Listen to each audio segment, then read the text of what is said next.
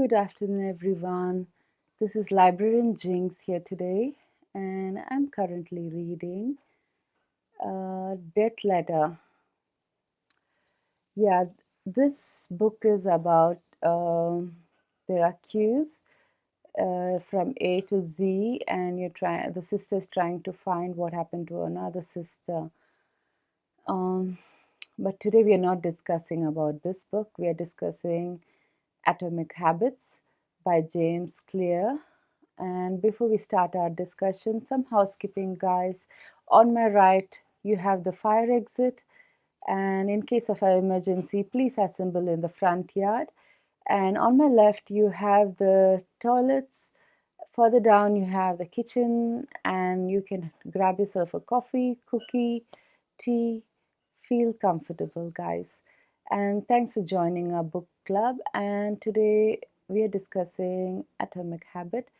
And in this book, the author says just like atoms are the molecules that constitute everything in the universe, these tiny atomic habits, what is done unseen to others, what is done over a period of time, has compounding effects on you. It could be small atomic habits which are good, or it could be bad, and the effects would be compounding, good or bad.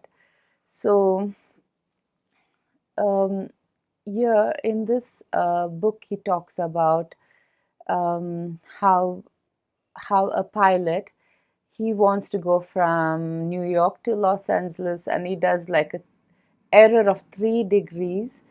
It's so minute, but he ends up going to Mexico instead of Los Angeles. So these tiny habits, even though you don't see immediate result, um, it has a compounding effect, and it could change your life drastically.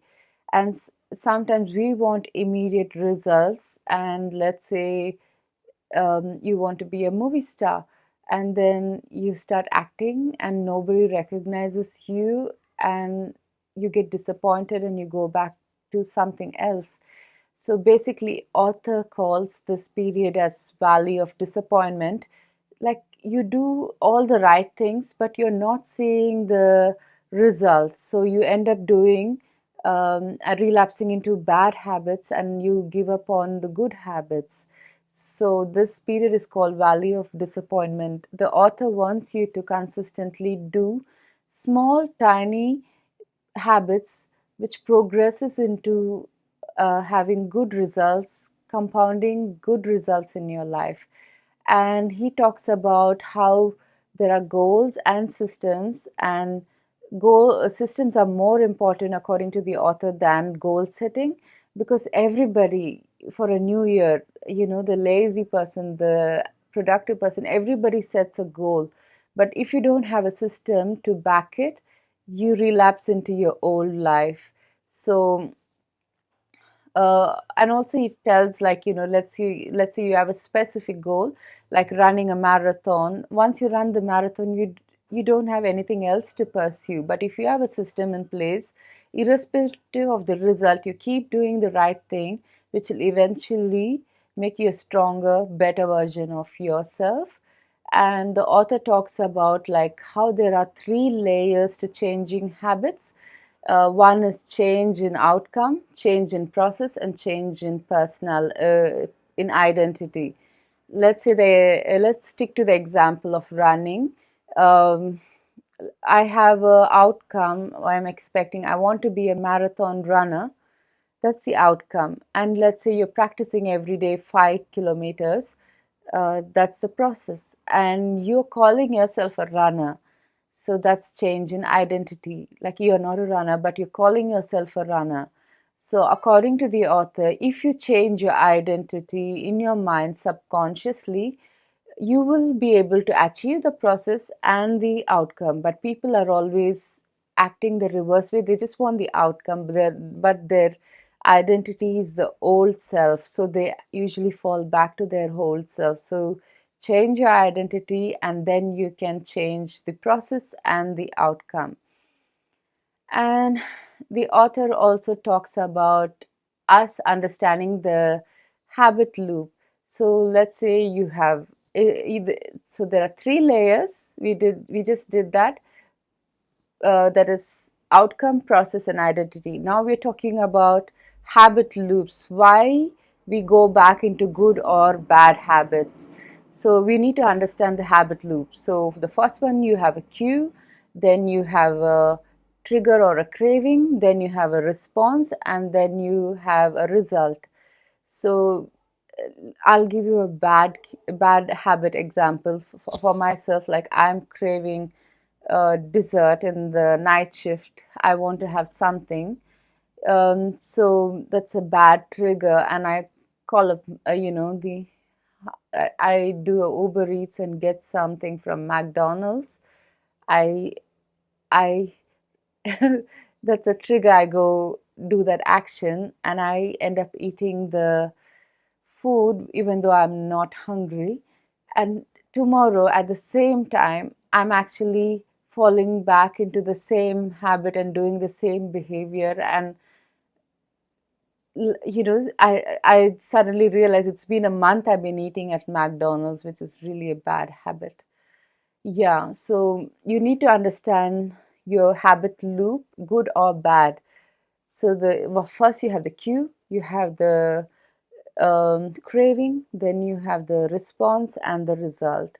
So these habit loops, when you understand the habit loop, you can manipulate it, and if it's a bad one, you can manipulate it and change it into a good habit loop and achieve desired result. And to achieve this result, the author gives us four laws. One is make it obvious, make it attractive, make it easy, and make it satisfying. Um, so we will stick to my example of running. So make it obvious. One you could do is like, environment is actually playing a very important role. So pack everything, leave your bag in the car. If you want, like I do night shift, guys. So if you want to go for a run after your work, keep it ready in your car. Like, make it so obvious that you don't miss it.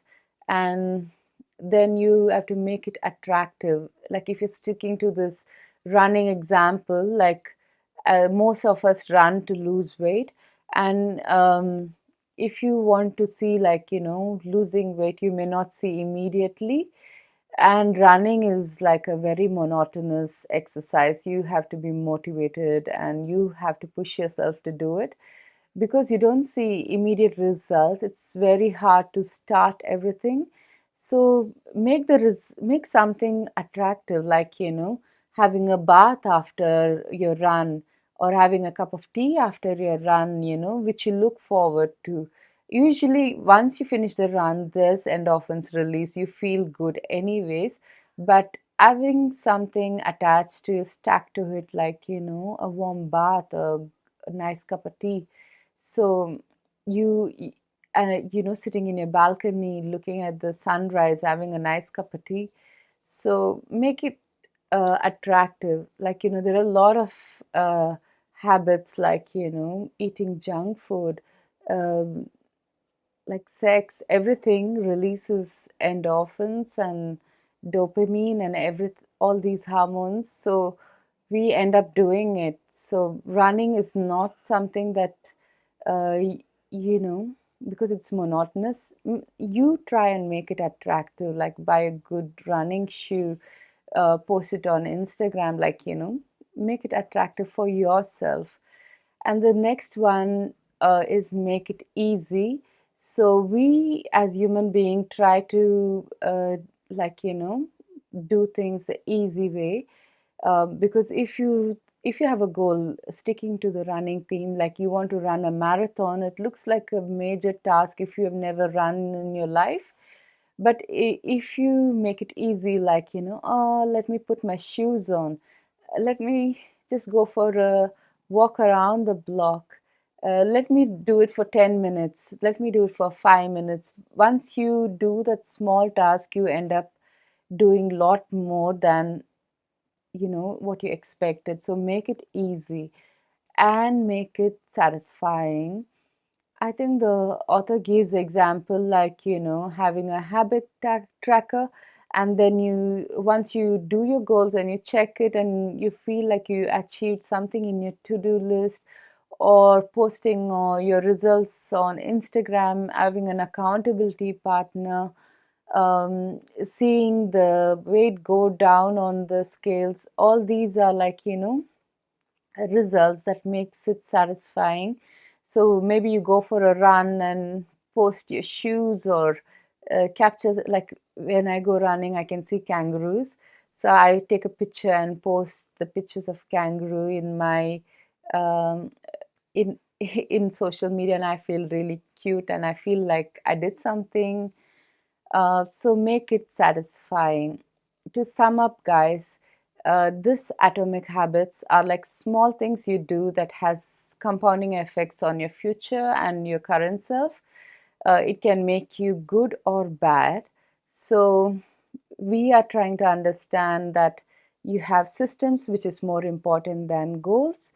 And then there are three layers. Layer one is your change in outcome, change in process, and change in identity. And then the author talks about the habit loops, because we need to understand the habit loops so we know when we are doing something that we are not supposed to be doing. So you in habit loop, you have cue, you have the craving, you have the response and the result. And then he gives us 4 laws to tackle this habit loop. The 4 laws are: make it obvious, make it attractive, make it easy, and make it satisfying. So if you like it, comment and subscribe. See you guys. Have a good day. Bye bye.